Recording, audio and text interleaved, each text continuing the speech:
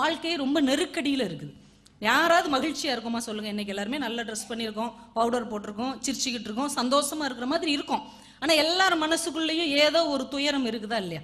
யாராவது ஒருத்தங்க சொல்லுங்கள், இந்த நிமிஷம் நான் தாங்க உலகத்திலே மகிழ்ச்சியான ஆள்னு யாராவது ஒருத்தங்க சொல்ல முடியுமா?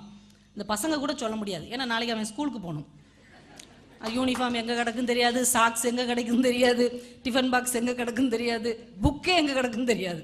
அப்போ அவனுக்குமே அவ்வளவு துயரம் இருக்குது. 5 வயசு பையனுக்கு எவ்வளோ துயரம் இருக்குது. அப்போ எல்லாருக்குள்ளேயும் ஒரு சோகம் இருக்கிறது.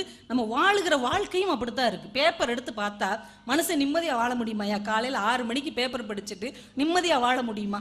நீங்கள் ஒரு நோட்டை எடுத்து எழுதி பாருங்கள், நல்ல செய்தி எத்தனை, கெட்ட செய்தி எத்தனைன்னு ஒரு பேப்பரில் எழுதுங்க. எது அதிகமாக இருக்கும்? கெட்ட செய்தி தாங்க அதிகமாக இருக்குது, மோசமான செய்தியாக தான் இருக்குது. அப்போ இதையெல்லாம் பார்த்துட்டு நம்ம எப்படி நிம்மதியாக வாழ முடியும்? ஒரு நெருக்கடியான சூழ்நிலையில் இன்னைக்கு நம்ம ஆட்பட்டு இருக்கிறோம். ஆனால் ஒரு விஷயம் நம்ம மறந்து விடக்கூடாது. இந்த நெருக்கடியான சூழல் தான் நமக்குள்ளே இருக்கக்கூடிய மனித நேயத்தையும் அன்பையும் வெளியே காட்டக்கூடிய ஒரு அற்புதமான காலகட்டமாகவும் நெருக்கடி சூழல் தான் அமையும். இப்போ சமீபத்தில் கஜா புயல் வந்தது இல்லைங்களா? கஜா புயல் வந்து நம்ம தஞ்சை மாவட்டம் அந்த டெல்டா பகுதியில் உள்ள விவசாயிகள்லாம் ரொம்ப பாதிக்கப்பட்டாங்க. வாழ்வு ஆதாரத்தையே இழந்து நின்னாங்க. நிறைய பேர் ஓடி ஓடி அவங்களுக்கு போய் உதவி செஞ்சோம். திருச்சியிலேருந்து ஒரு காலேஜ் பிள்ளைங்க என்ன பண்ணியிருக்கிறாங்க, ஒரு வேனில் அவங்களுக்கு நிவாரண பொருட்கள்லாம் எடுத்துகிட்டு போய் கொடுத்துருக்குறாங்க. அவங்க எல்லாருக்கும் கொடுத்துட்டு கிளம்புறாங்க. விவசாயிகள் பார்க்குறாங்க, இந்த சின்ன வயசுல இந்த குழந்தைங்களுக்கு எப்படி ஒரு குணம், அடுத்தவங்க நிராதரவாக இருக்கும்போது ஓடி போய் காப்பாற்றுற எண்ணம் இருக்கிறது, இவங்களை வெறுங்கையோடு எப்படி அனுப்புறதுன்னு எல்லா தென்னை மரங்கள் சாஞ்சு விழுந்து கிடந்த தென்னை மரத்திலிருந்து இளநீரை எல்லாம் வெட்டி வந்து அந்த வேன் நிறைய அடுக்கி, நீங்கள் வெறுங்கையோடு போகக்கூடாது, இவ்வளவு இளநீரையும் கொண்டு போங்கள் என்று தான் வெறுங்கையோடு நின்றாலும் அவர்களுக்கு வாழ்த்து சொன்னவர்கள். அப்போ ஒரு நெருக்கடி சூழல் வரும்போது தான் நமக்குள்ளே இருக்கக்கூடிய மனிதநேயம் அப்படியே மலர்ந்து வெளியே வரும். அதுக்கும் கொஞ்ச நாள் முன்னாடி பார்த்தீங்கன்னா கேரளாவில் வெள்ளம் வந்ததுல கேரளாவில் வெள்ளம் வர்றதுக்கு ஒரு 2-3 மாதம் முன்னாடி ஒரு நடந்த சம்பவம் நீங்கள் கூட வாட்ஸ்அப்பில் பார்த்துருப்பீங்க. பிருத்திவிராஜ்னு ஒரு நடிகர் இருக்கிறார் இல்லைங்க, இந்த மொழி படத்தில் கூட ஜோதிகாவுக்கு ஜோடியாக இருப்பார், நல்லா அழகாக இருப்பார் சகப்பா.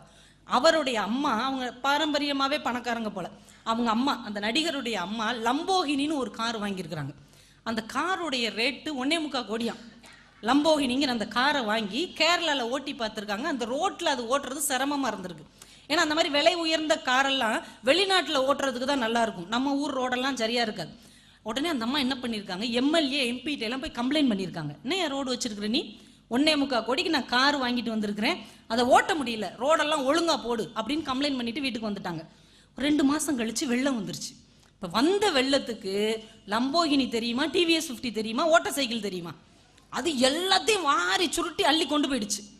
1.5 கோடி ரூபா காரும் போச்சு, பைக்கு போச்சு, எல்லாமே போயிடுச்சு. இப்போ இந்த அம்மா அந்த வெள்ளத்தில் எப்படி வெளியில் வந்தாங்க தெரியுமா? வாட்ஸ்அப்பில் நிறைய பேர் பார்த்துருப்பீங்க. நம்ம ஊரில் இந்த ஆடி மாதம் மாரியம்மன் கோயிலில் கூழ் காய்ச்சுவாங்கல்ல, இந்த ரம்ஜானுக்கெல்லாம் பிரியாணி செய்வாங்க பாருங்க, பாய் வீட்டில் ஒரு பெரிய அண்டா, அந்த அண்டாவை வச்சு அந்த அம்மாவை அண்டாவுக்குள்ள உட்கார வச்சு அது ஒரு கொடையை பிடிச்சிட்டு இப்படியே உட்காந்துருக்கு அண்டாவுக்குள்ள. யாரு? 1.25 கோடி கார் வாங்கி ரோடு சரியில்லைன்னு கம்ப்ளைண்ட் பண்ண அம்மா அண்டாவுக்குள்ள உட்காந்துக்கிட்டு வருது. எல்லாரும் ஐலேசான்னு அந்த அம்மாவை தூக்கிட்டு வர்றாங்க.